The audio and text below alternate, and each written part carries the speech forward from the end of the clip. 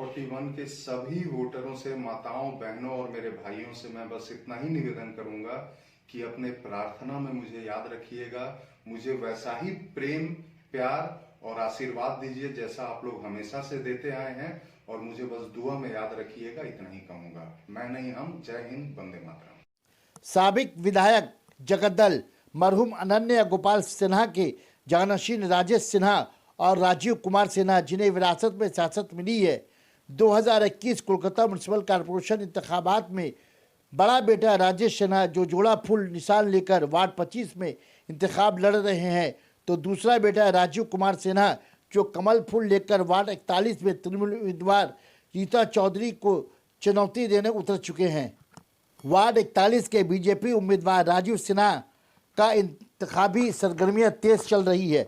BJP उम्मीदवार राजीव कुमार सिन्हा ने नुमाइंदा इकरा उर्दू न्यूज़ सोशल मीडिया से इंटरव्यू के दौरान कहा कि सीपीआईएम से तृणमूल तक सियासी सफर करने वाली वार्ड 41 के तृणमूल उम्मीदवार रीता चौधरी ने अपनी 20 साल कौंसलर के इक़्तिदार में अपने वार्ड के आवाम के लिए कोई ठोस तरक्याती काम नहीं किया।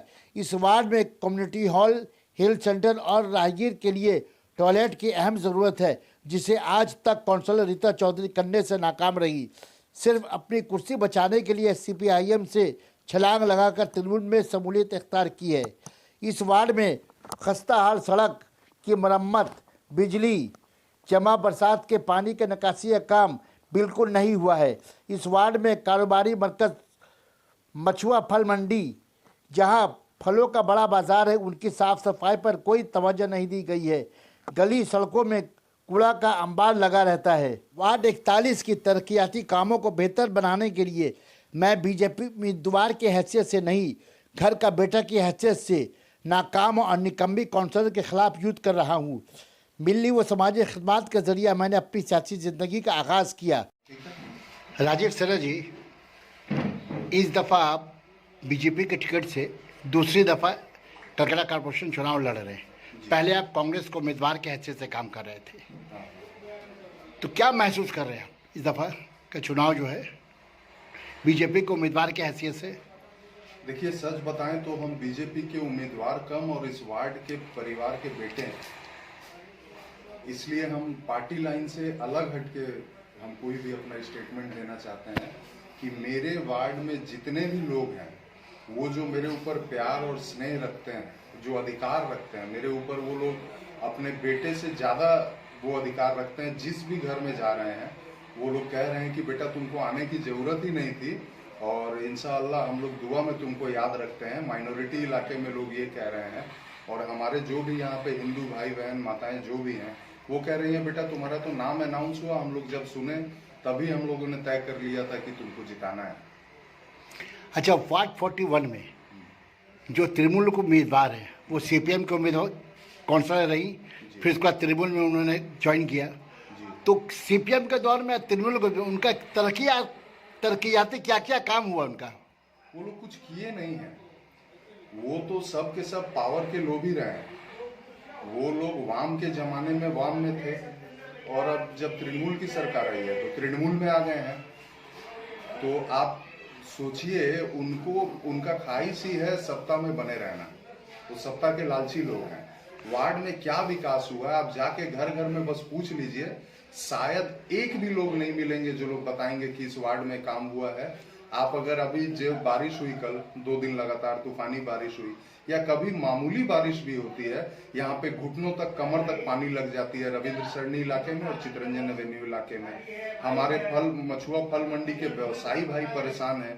वो लोगों को एक पार्षद जीतने के बाद व्यवसायी हो या परिवार के लोग हो, यहाँ के रहने वाले वासिंदे हों, उन सब को उनको देखना पड़ता है। इन्होंने किसी को नहीं देखा, ये लोग जीवन भर ही गुंडागर्दी की है यहाँ। अच्छा, क्या क्या काम नहीं हुआ ये बताइए वार्ड 41 में? यहाँ काम हुआ ही नहीं है। अगर सड़क, रास्ता, सड़क और रास्ता, गंदे पानी, ड्रेन का जमा, बिजली। देखिए, सड़क यहाँ पे जल जमाव से यहाँ पे सबसे ज्यादा मुश्किल ये है कि यहाँ पे सबसे जल्दी पानी यहाँ जम जाता है बारिश होने के बाद।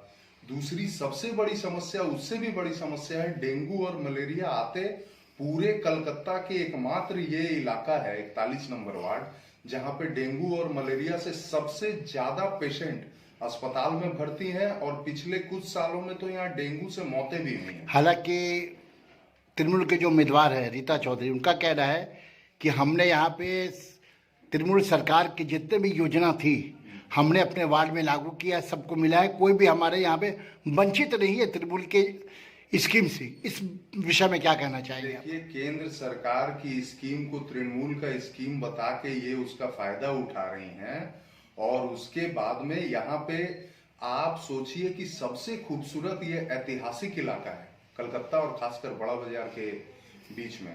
इस खूबसूरत इलाके को की तस्वीर को इन्होंने नष्ट करके रख दिया है। आप यहाँ के गलियों से गुजरिए, आप एक बार पैदल जाके देखिए, आपको पता लगेगा। ये यहाँ पे ये लोग आज तक धमकी देके वाम के जमाने में प्रशासन के सहयोग से ये लोग चुनाव जीते।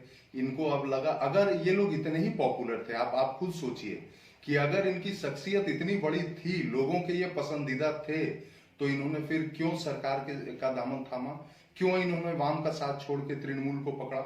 अगर इनका इतना ही बड़ा शख्सियत था दोनों का तो ये रहते वाम में। आपके इलाके में माइनॉरिटी वोट कितना है? हमारे इलाके में माइनॉरिटी वोट 27%। हाँ, तो कितनी उम्मीद है आपको माइनॉरिटी वोट का आपको मिलने की? हम अब एज ए आप उम्मीदवार बीजेपी लेवल पे नहीं, पार्टी नहीं, प्रत्याशी के तौर पे ही जो माइनॉरिटी है मुझे देखते हैं। और आप जाके पता करेंगे तो आज भी नमाज के दौरान मुझे दुआ में लोग याद रखते हैं। आज मैं माइनॉरिटी घरों में जहां जहां भी गया पिछले 2-3 दिनों में, उन्होंने कहा कि भाईजान 2015 में आप जो 200-400 वोट से हार गए थे, हमें बहुत अफसोस हुआ था कि एक अच्छा लड़का हार गया। इस बार आप चिंता मत करिए, इस गंदगी को, ये जो गंदे लोग हैं इनको हमें हटाना। अच्छा, आप अपने समाजी काम कौन कौन से किया आपने? देखिए, मेरी एक संस्था है मैं नहीं हम, तो मेरे संस्था के नाम से ही आप समझ जाएंगे कि मैं नहीं हम क्या क्या काम करती होगी। हम रक्तदान शिविर लगाते हैं, 26 जनवरी और 15 अगस्त को हम फ्री फूड डिस्ट्रीब्यूशन करते हैं। हम 20 बच्चों का, मेरी ये संस्था 20 बच्चों के पढ़ाई का खर्च उठाती है और 20 बच्चों का, हम सिर्फ 20 बता रहे हैं जो सच्चाई है। मैं अपने व्यवसाय से जो भी कमाता हूं उससे कुछ हिस्सा मैं समाज सेवा में लगाता हूं और 20 पेशेंट का हम इलाज करवाते हैं। बड़ा बाजार के जितने भी विभिन्न अस्पताल हैं उन 20 का हमने तय कर रखा है, साल में कम से कम 20 लोगों का हम इलाज मुफ्त कराएंगे, वो हम अपने पास से करवाते हैं। यानी आपका टक्कर डायरेक्ट सीधा जो है वो तृणमूल के उम्मीदवार रीता चौधरी के साथ है? नहीं, टक्कर है ही नहीं। एक बेटे का, एक परिवार जो इतना बड़ा परिवार का बेटा हो, 14,800 लोग जिसके मेम्बरान हो जिस परिवार के, वो बेटा से कौन टक्कर लेगा? दूसरी बात देखिए, आपके 41 वार्ड में जहाँ से आप खड़े हुए, वहाँ पे जो है कोई भी आपका कम्युनिटी हॉल नहीं है।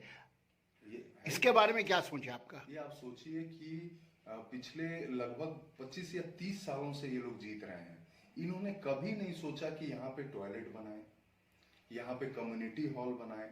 आज यहाँ पे हमारा राजेंद्र मल्लिक स्ट्रीट में बस्ती है, मध्यम वर्गीय मिडिल क्लास के फैमिली यहाँ पे बहुत रहते हैं, बिलो पॉवर्टी लाइन के लोग बहुत है। 145 चितरंजन एवेन्यू में देखिए बस्ती इलाका है, वहां पे लोग रहते हैं। उनके घर में जब शादी ब्याह या किसी भी तरह का फंक्शन होता है, छोटा या बड़ा, तो उनके लिए क्या ये लोग कम्युनिटी हॉल इतने दिन में नहीं मुहैया करा पाए? सोचिए, ये लोग तो लगातार वाम शासन में, सीपीएम के शासन में लगातार 4 बार जीते। इन्होंने तब भी सूद नहीं ली कि हमारे यहाँ के जो लोग हैं उनको ये सुविधा देनी चाहिए। मदन चटर्जी लेन, मुक्ताराम बाबू स्ट्रीट में कोई भी पब्लिक टॉयलेट नहीं है। ये बड़ा बाजार का सटा हुआ इलाका है, एक तो गंदगी है, हेल्थ सेंटर भी नहीं है यहाँ, कुछ नहीं, कुछ नहीं। आप जीतने के बाद आपका पहला कार्यक्रम क्या होगा? देखिए, जीतने के बाद सबसे पहले मैं ईमानदारी से बता रहा हूँ कि एक पार्षद होने के नाते मेरे क्या क्या अधिकार हैं, मेरी क्या क्या लिमिटेशंस हैं और हम कहाँ तक हम काम कर सकते हैं, मेरे को क्या सुविधा दी जाएगी, वो हमको समझने में 2-3 दिन लगेगा।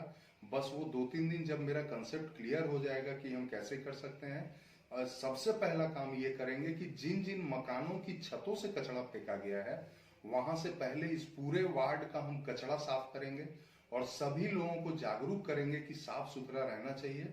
और हम पूरी चेष्टा करेंगे कि हर मकान के नीचे रोज सुबह हम यहाँ पे स्वीपर और यहाँ पे उनका कचरा कलेक्ट करने के लिए हम वैन मुहैया कराएं, ताकि सारा कचरा उसमें डिस्पोज ऑफ करने के लिए सब लोग डालें। मेरी यही और मेरा तो देखिए सबके घर में छोटे बच्चे हैं, सब लोग यहाँ पे नौकरी वाले हैं, व्यवसाय वाले हैं।